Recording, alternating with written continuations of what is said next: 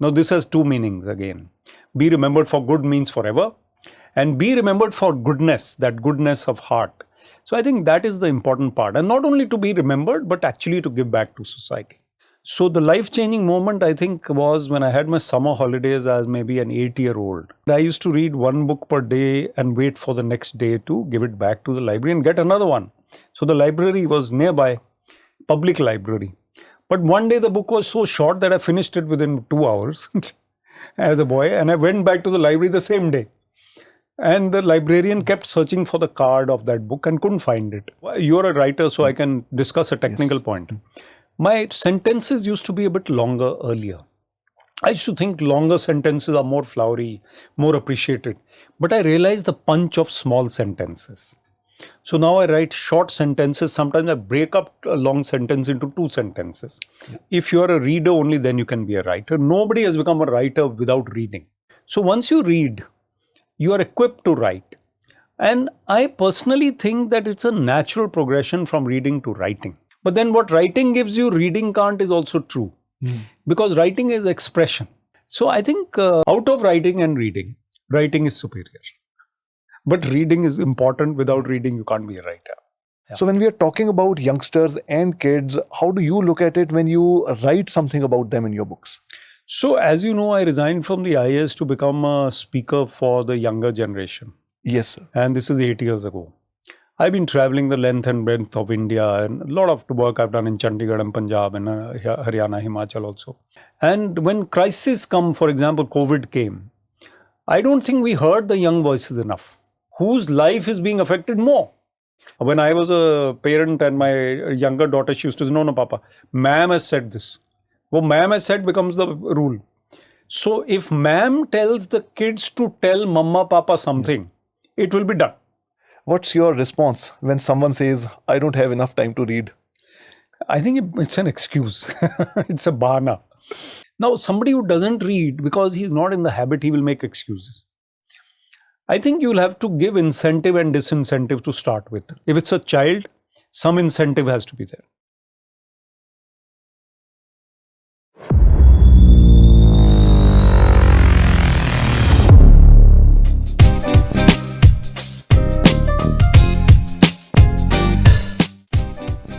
Hello and welcome back to another episode of The Mubarak Show. Today, we are going to talk about the power of books in the digital age. Along with that, the impact of reading and writing on one's personality and the transformation that one goes through being an avid reader and, if one writes, being a writer. We have Mr. Vivek Atray with us today to do all these discussions. A very brief introduction. He's an ex-IAS officer, 18 times TEDx speaker, 5 times Josh Talks speaker. So a very, very renowned motivational leadership speaker. He has written 6 books, an author of 6 books, and recently he has launched his latest book titled Not So Randomly Yours. So that's all that I'm going to speak about him. I am really, really excited to do these discussions today, especially because I've got the best possible speaker today to discuss about the power of books in the digital age. I'll welcome him with my signature statement, and then we'll carry on with the discussions. Sir, Mubarak ho for being on The Mubarak Show. Thank you, Mubarak. Aapko bhi Mubarak ho. Thank you so much, sir. And I must say once again, Mubarak ho, because you are the first guest on The Mubarak Show to be repeated after 80 episodes. Oh, thank you. That's wonderful. I didn't know that. I'm honored. Yes, sir. I'm honored. So right away, I'll first congratulate you for your recent book. Yeah. How are you doing and how's your book doing, sir? My book is called Not So Randomly Yours, and I'm on your podcast for the second time, not so randomly. Yes. It's not by chance, I hope. So the book is doing well. It's we had a lovely launch as you were present, and a lot of warm vibes. I've written this book. It's a collection of 120 of my articles. It's doing well. And I think positive, cheerful, inspirational writing is important to be shared. So I'm trying to share it with as many people as possible through your podcast also. Some of them may watch this and pick up the book. So that's my job, to spread cheerfulness, positivity, creative thinking. So thank you for inviting me here. Amazing, sir. And thank you for those amazing, powerful words Thank you. right in the beginning. And, sir, before I go on to the questions, I really want to talk about the very first page of your book, even before the contents. It says there's a line by Paramhans Yogananda ji. And then you have very clearly mentioned that this book is dedicated to those who think of helping others and not just themselves. Yeah. Take us behind the thought of writing this statement and the books. I'm very glad that you thought of this observation and you caught it. And so there are two statements on that page, Yes. as you rightly said. Paramahansa Yogananda said, we have come to this world to entertain and be entertained. Now, it might seem like it is an entertaining statement, but there is a deep-rooted meaning behind it. Firstly, it is that we should not become too attached to this world. Don't take it too seriously. Don't take your life and your position and your attachments too seriously. So keep it light and entertaining. Secondly, our job is to be oneness with God has to be found ultimately, and to treat this as entertainment is the best way possible. If we become too attached, as I said, to property, to family, to other things, then we can't take it with a light heart, and then God will keep waiting. So if we are to be attached to the Lord, then this has to be like some kind of passing phase. And the second statement, which is for those who are helpful to others, who think of others, we've also started, as you know, an NGO or an initiative called I Think of Others, which is I2, and you've been part of these events. So I2 is an initiative where those who think of others, they expand their own consciousness, their own presence in this world. And if I only think of myself or you only think of yourself, then we are very selfish, self-centered. The moment we enlarge our horizon and help others, think of others, at least think of helping others, then we suddenly realize that life becomes more meaningful. And we also become more respect-worthy in society. People admire people who are rich and successful, no doubt. But if those rich and successful people are doing good to others, then it becomes more meaningful. And lastly on this, there's an ad, and I won't say which product obviously, but there is an ad which says, be remembered for good. Now this has two meanings again.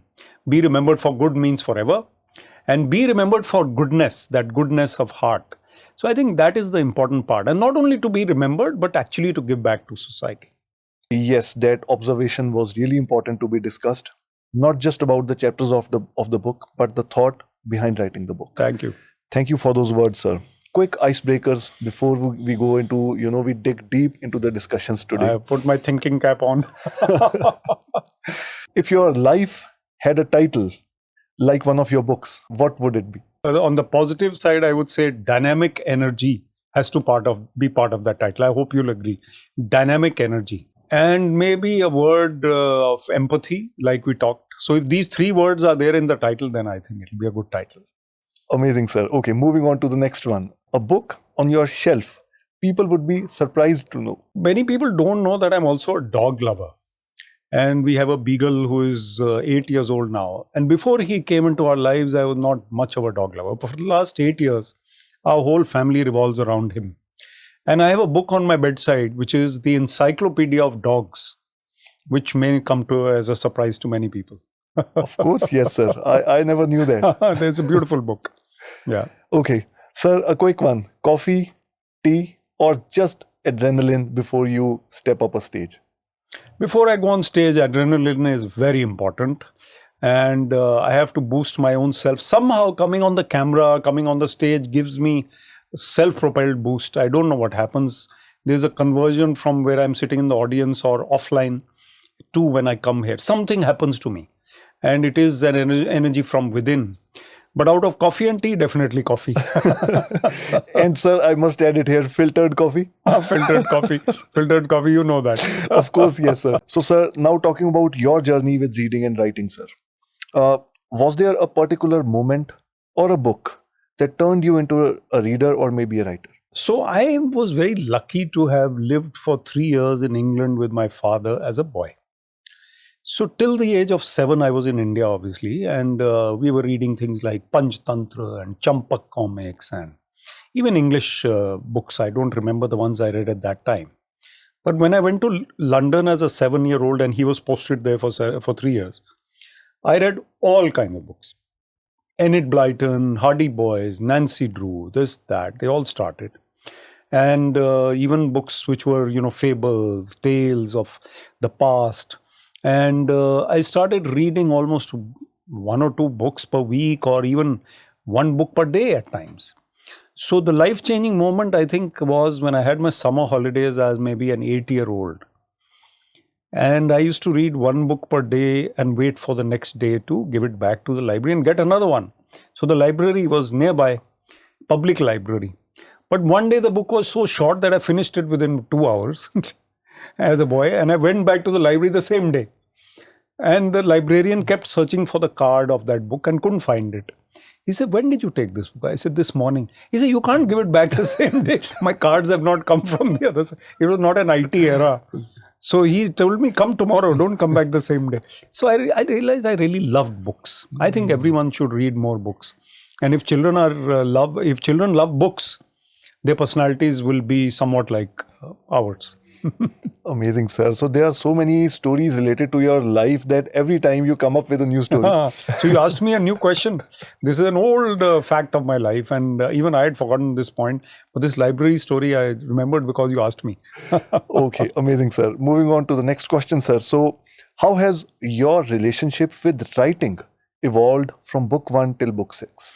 Now, this is very important. I'll take 2 minutes on it. So my wife Nina used to encourage me in my college days. And Vulcan magazine was produced in NIT Kurukshetra, 1 per year. So I had 4 articles in 4 years, 1 article every year. And they were reasonably good. I remember the titles of some of them.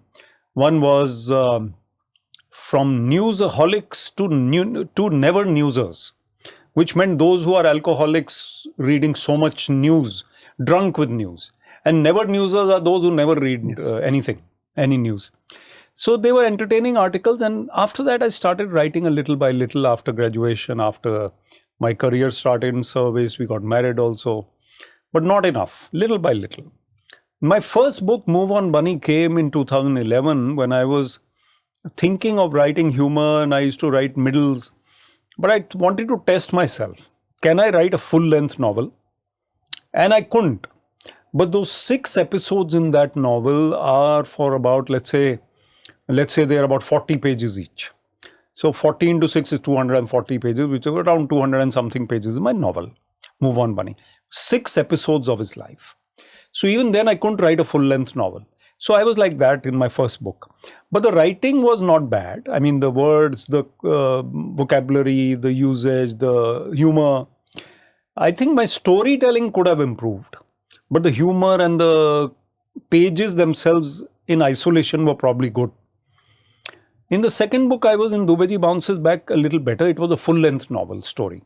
One story of Raghav Dubey, who bounces back every time he goes into a slumber, or the girl rejects him, the job rejects him, the city rejects him.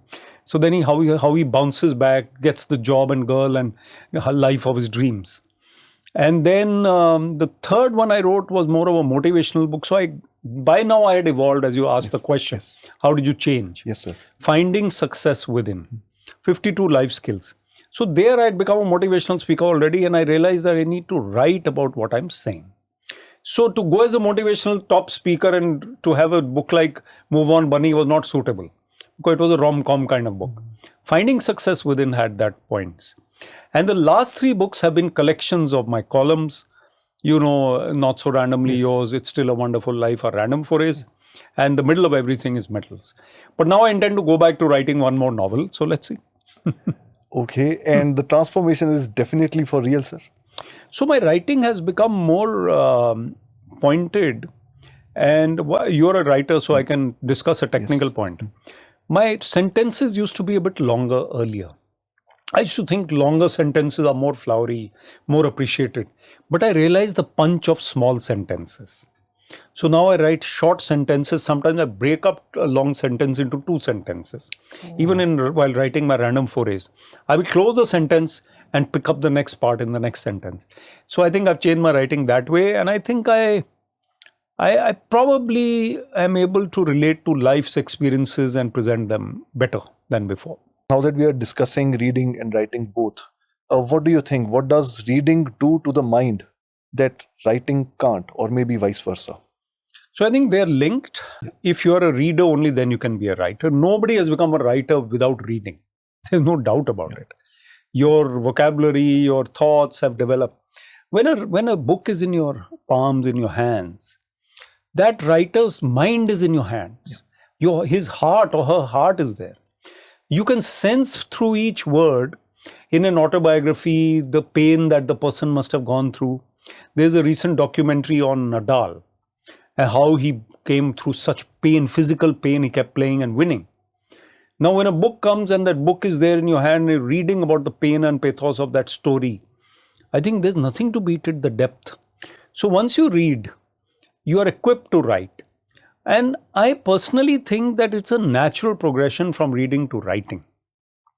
Reading gives us that receptivity which writing can't. Obviously, when I'm writing, I'm not receiving, I'm giving. I can be reading and writing at the same time. So one trick I'll give you, that when I sit down to write, I may be in the middle of a busy day doing other things. People are there, coffee is there, something. You're not in the writing mood, but my column is to be presented tomorrow. So what I'll do, I'll read for about even 10 minutes before sitting down to write. It may be something totally unrelated, but those thinking cells, they start working. That part of your brain, jaise kehte hain, light on ho gayi udhar, that kind of thing. So that light is switched on in that part of your brain, and then it becomes easier to write. But then what writing gives you, reading can't, is also true. Because writing is expression. Writing is unburdening your mind, expressing your love or your pain or your thoughts and your admiration. If I'm writing about Roger Federer, each word will be full of admiration for this man. So I think out of writing and reading, writing is superior. But reading is important. Without reading, you can't be a writer. Now let's discuss the impact of reading or writing on an individual. We'll start with you only, sir. So has a particular book changed the way you live or think? Yeah, in my case, it's been the autobiography of a yogi, and it came much later in my life. But earlier times I read, autobiographies of sports persons. Sunil Gavaskar, and later I read Usain Bolt. Oh, I loved them. Pataudi, I remember. So all these books, autobiographies, are the ones which have changed my life. But the autobiography of a yogi is a phenomenal book. It is read by 90% of the world. They can read it in their language. And it is a classical bestseller. So he talks about the higher purpose of life. For any religion, for any pursuit, any country, any nationality, it doesn't matter. So that book, and it's so well written. There's a phrase in that, we are again writers, so Yes, sir. I thought my language is very good. He writes, unctuous fervor. No, unctuous word, I never knew this unctuous. So ultimately I Google and I see, and it means something which cannot be explained. Something which is hazy. But fervor is there, that the passion is there. So then I love the language, I love the book. Also, I think authors like Woodhouse, P.G. Woodhouse, I always say also, he was a humorist par excellence. So love them. The impact on an individual. Yeah. You have discussed it already, but how big a role does reading play in personal transformation according to you? So I think this is the most important question till now. Ji. I think personal transformation is necessary for everybody because we have come to this earth as imperfect beings. Yes, sir. It is said that the soul is perfect, but the human being has something to learn. That's why he's come. Nobody's perfect. Somebody's more angry, somebody's more creative, somebody's more non-serious, somebody's too serious. So I think we need to improve. And personal transformation can come through learning. Learning can come through observing teachers in classrooms, but it can also come through reading. Now, reading, as I said, you can potentially have the whole world in your lap. You can pick up any book today, and on Kindle, etc., you don't even need to wait. Or on Google, you read the best lines of the world. Yes. You feel like reading them. What did Marcus Aurelius say? What did Cleopatra say to Caesar? Whatever it is, Mark Antony. वो कुछ भी पढ़ लो. So all these greats are in your lap, in your hand. So personal transformation will come when you are receptive. If the great author has written some, Ruskin Bond, Yes, sir. No, Ruskin Bond is the simplest writer you can have. The monkey sat on the window, the leaves, the breeze. But he makes that life come alive, no? Through that. Someone like English August, that book is so complicated. Amitav Ghosh. It is so complex. Paulo Coelho, Alchemist, so complex. But our Ruskin Bond, so simple. Yet both types of books are powerful. Transformation will come because you are receptive and your personality will improve. And you know it, Mubarak, when we go to these conferences or events we organize in Chandigarh or elsewhere, when you see a group of people, you meet someone new, you realize that he or she is a reader or not a reader within 2 or 3 minutes because the way he or she talks about something. So a reader will always stand out. And his personality or her personality will be different from flashy people. Meaningful conversations can take place. Because not that he's quoting from the Bible or the scriptures or something all the time. But it is because of the way he or she thinks and the aura that that person has. So I think personal transformation can go to an unlimited level with books. Sir, has it got something to do with improvement in observation as well? Yeah, why not? I think firstly a writer has to be very observant. And a reader has to be very observant. You know, there's a beautiful joke or forward which came the other day, you may have noticed. The girl is saying, I will not put down this book because while I put down the book, the characters might develop some story which I will miss. The characters are in my hand. I'm reading about them. If I put it down, they might do something else. So, you know, you fall in love with that so much. And that book becomes so powerful to you that it can transform what you are. So being observant while reading is also important. Being observant because the writer may have written something which you missed in a sentence. Being observant means that you're receiving it more carefully. Sometimes you reread. You couldn't understand the page, you read it twice more and then you understood. Some people say that this book I read 10 years ago. Now I'm reading it, I didn't realize this was there. Being observant as a reader is very important. But being observant as a writer is even more important. So the way the flowers are kept on the table or the plant or the statue or the smile or the conversation or the vibe, even the vibe can be, if not observed, it can be received and felt. So I think it's a great skill to have. Thank you so much for those inputs, sir. And moving on to now that we are talking about, sir, the impact of reading and writing, the transformation, let's talk about the relation of books with youngsters or kids. So how do you look at it? In your opinion, what's the relation of youngsters with books nowadays? Firstly, Gen Z, if we talk of them as Gen Z, I think we must understand them better. So when you are born with technology and screen time, you cannot be expected to be the older way that people were. They don't even understand books because they have not been, they're born with screens. So there was another internet joke that the book is given to the child and the teacher is telling him, no, this doesn't have a password. You can just open it and read it. There's no password. So I think it is their life which is like that. So I think books are with the younger generation like some kind of mystery. And they are more familiar with videos and reels. But the written word is important to be carried on. I said that day in my book launch also that Gen Z doesn't read enough. But we can't blame them enough. You see, the electronic word is also important to be read. It is also to do with the span of attention. Earlier times when no other distraction was there, and Instagram was not there, and phone calls were not there, a person could read a book as if he is like, you know, devouring that book deeply. 500 pages in 5 days, let's say. And you're gone into the depths of the characters. But now there are calls coming, there is a ticket to be booked, there is an OTP which is coming, there is an Amazon guy somewhere. So podcast is popping up, you feel like having a refreshing break. So the distractions are there. So I think the youngsters should read more, no doubt. I think schools have a big role to play in making them read more. Parents have a big role to play. Parents should read in front of the children. And lastly, on this, Barack Obama and Mrs. Obama. Recently, I saw in the Obama Center has opened in Chicago. They have been reading out to children as an example to all parents and all that you should do the same. And these are grandchildren, maybe the age of their daughters are not married yet, but the tiny children for them. And they're reading like tiny kids themselves. So I think it's something we should do. A lot of family activity will also take place in joint reading.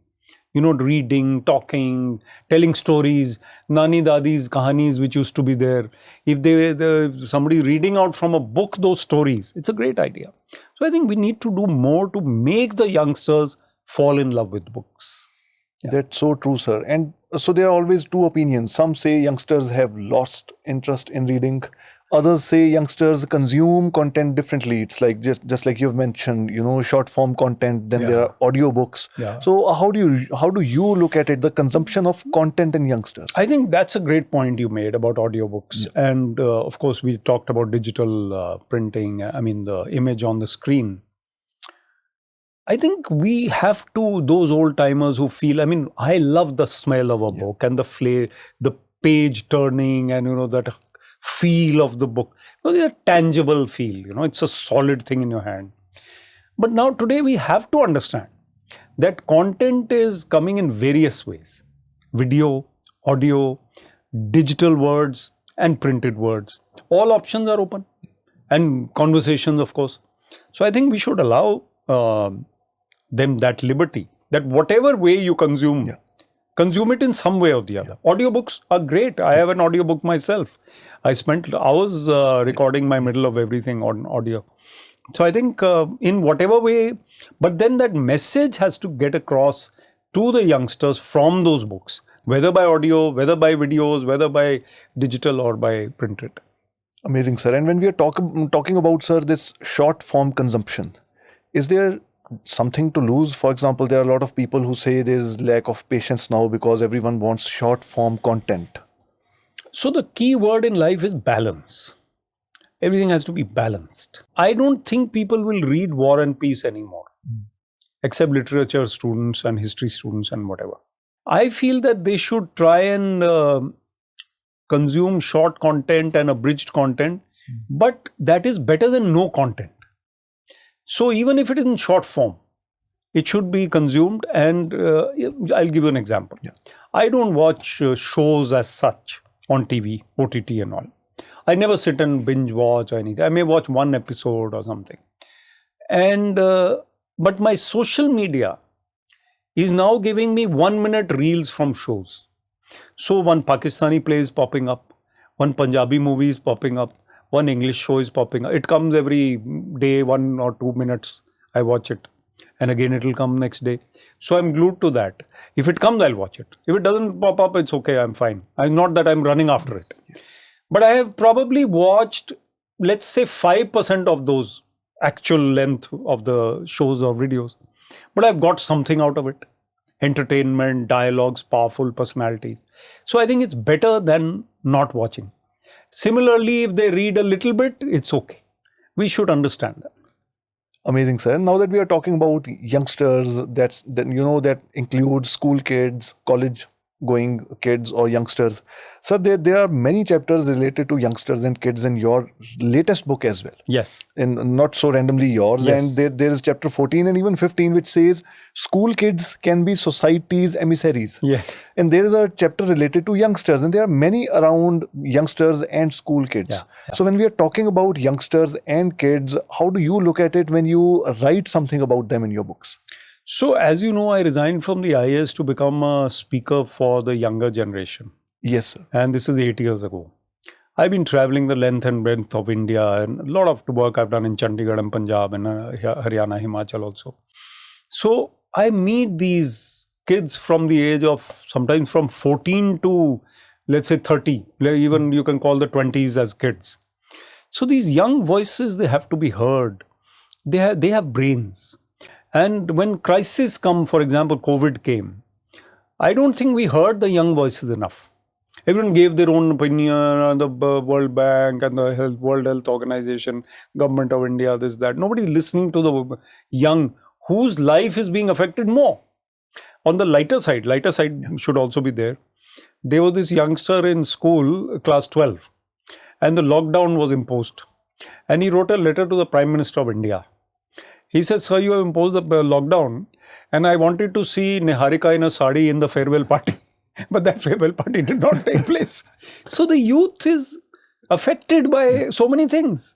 And they could not go to school for 4 years or 3 years. So we have to listen to what is their mind. And not only that, now these things we're talking about reading, electronic media, we should listen to them and find out what do they feel about all this. And emissaries, I want to say that government and society should make use of school kids. Firstly, school kids, they listen to their teachers. When I was a parent and my younger daughter, she used to say, no, Papa, ma'am has said this. What ma'am has said becomes the rule. So if ma'am tells the kids to tell mama, papa something, it will be done. So the ma'ams or the system of the schools should, through the kids, send positive messages to the society. And road safety related, relationship related, don't destroy family bonds, spend family dinner time together, etc. All these messages, social messages. So it's a great concept. Amazing, sir. Now, moving forward, sir, now that we are talking about the short form content as well, if someone is glued to the screen, somehow addicted to the screen, how to pull him or her off the screens? It's a very tough job. Even when my kid was, my younger one again, I'll talk about, more than 25 years ago, we used to make her watch nursery rhymes on the VCR or that DVD type of video. Because we wanted to keep her busy for 2 hours, she would go on watching it. And if you come and stand in front of her, she'll go like this and keep watching that only. So it's very difficult to get her off the screen. They become addicted. We become addicted. Yeah. I think the only way, one way, is for physical activity to take place in greater measure in India. Sports has to be made compulsory for all children of India. Yes. And I would say even all adults. Make it compulsory. Compulsory means that this is 1 hour of sports time. National Sports Day, Major Dhyan Chand's birthday should be celebrated in a big way. Then, when you play outdoors for 1 hour, you will not lie awake till 3 a.m. So your screen time will reduce because you'll feel sleepy by 10 o'clock, 11 o'clock, 12 o'clock max. Because you have run, you have done some activity. Your health will improve, your screen time will reduce. Today, people are not sleeping enough because they're lying awake with the screen, and it's very bad for the brain as well as the eyes. And that's why we are suffering. Health is suffering. Some people are popping off inexplicable reasons. Maybe one of the reasons is they don't sleep enough. Yeah. And it could be, doctors will tell you. So I think this is something we have to do, sports. And we have to make conversations more engaging. So we have this novel bunch. We have a reading activity now. Many people have started silent reading and then engaging. So when they find more attractions outside the screen, only then they will get away. Okay, sir. And one more question related to the same thing, same discussion that we are having, sir. What's your response when someone says, I don't have enough time to read? I think it's an excuse. It's a bahana. So there is a saying that when you want something done, give it to the busiest person. The idle person will make an excuse. So give it to the busy person. This has to be done. He will do it. Idle person, no, I'll do it day after tomorrow. Because he's idle anyway. He's not into the groove. Now, somebody who doesn't read because he's not in the habit, he will make excuses. I think you'll have to give incentive and disincentive to start with. If it's a child, some incentive has to be there. You know, children who wet their beds at times, in England and all, the habit has worked that they give them some star in the morning on the day they did not wet their bed. It's a psychological thing. And the star is given in one copy that today, good girl, good boy, you did not, and gradually it starts becoming successful in eliminating that habit. Okay. If someone reads for even 5 minutes, the child, give him a star. Maybe not a chocolate, but the incentive should be something which is, that recognition. Yeah. Star. You got 10 stars this week. Wow. So the kid is feeling good. So I think this is one incentive. And disincentive obviously has to be what England has done, Australia has done. Children below 16 should be off social media. It's not being implemented in toto. It cannot be because it's very difficult. but it is a step in the right direction. I would say 14 is more practical, because I think after 14, children need social media at times for education or for entertainment, whatever. Till 14, I think we can do that. And then they have to read. Yes, sir. Yeah. And sir, something from your book, not so randomly yours, which is not so randomly written, and you would definitely like to relate with the youngsters. So I think I've got in that some witty ones about their vibe and their usage, riz and chill, and there is something new I learned, clock it. I mean, all these things are there in my random forays. And one chapter I'd like to talk about, because it's one of my most satisfying topics used in this book. If a cafe could perceive us is one of the titles. So when we go somewhere, we can perceive the cafe. That is nice, it's good, nice colors, good coffee, good people met there, nice gentry. But what if the cafe perceives the visitors? Or the stage in Tagore Theatre or a theatre starts evaluating the visitors? That yesterday I had the Bangla crowd, today I have this serious Rona Dhona acting going on, tomorrow I will have some commercial thing. So the cafes giving out vibrations of positivity to some of them, and those who are the negative kind, the cafe is saying that you leave early now. So that I've written, and I found it to be very satisfying in this book. Amazing, sir. And to conclude today's topic, sir, the power of books in the digital age. Apart from your book, if there is one book that you would recommend everyone to read, be it youngsters or the senior citizens, what would that book be? There's a very simple book called Where There Is Light. It is only about 70 pages. Every page is a nugget. It's an inspirational book. Where There Is Light. It is from Self-Realization Fellowship, founded by Paramahansa Yogananda. It's not a detailed book like the autobiography of a yogi. And it is a motivational book. It's not even going into religion or God that much. It is elevating. Just read the light, as I quoted that day also. The light is not at the end of the tunnel. The light is within you. So just switch on that light gradually. So I think read these small books. I would say to someone who's a non-reader, read little books which are slight, which are thin, which are, little bit of content. Even pick up a coffee table book. See all the pictures. You'll get into the habit of picking up a book at least. So I think gradually. So Where There Is Light is a great book to pick up. Yeah. There are a lot of motivational speeches that you've given, a lot of motivational words and statements that people relate to. What motivates Mr. Vivek Atray? I think I'm self-propelled in that. I'm blessed. It's all a blessing from the Lord. Last evening, I may have been a little tired, not yesterday, but on any given day, that, you're feeling like, oh, let's go to sleep now. But next morning, I wake up with energy and I'm looking forward. Today, I have a podcast with Mubarak. Tomorrow, I have something else. So day after, I'm going to Delhi for a launch at Delhi of my book. So I think that life itself is to be loved. And that we come back to the statement, you have come here to entertain and be entertained. So I think it's my role to, if I am a speaker, a motivational speaker, I can't be dull. I can't be listless. I have to be, energetic. So most of the time I am. Yeah. Thank you so much for those very powerful words, sir. Thank you, Mubarak. It was an amazing podcast. Definitely a very powerful, very impactful episode for the viewers. Thank you, Mubarak. And thanks for inviting me once again. Thank you so much, sir. Okay. That was Mr. Vivek Atray with us today. And who else to justify today's title, The Power of Books in the Digital Age. Thank you so much for watching. We'll be back in the next episode with another guest. Till then, take care.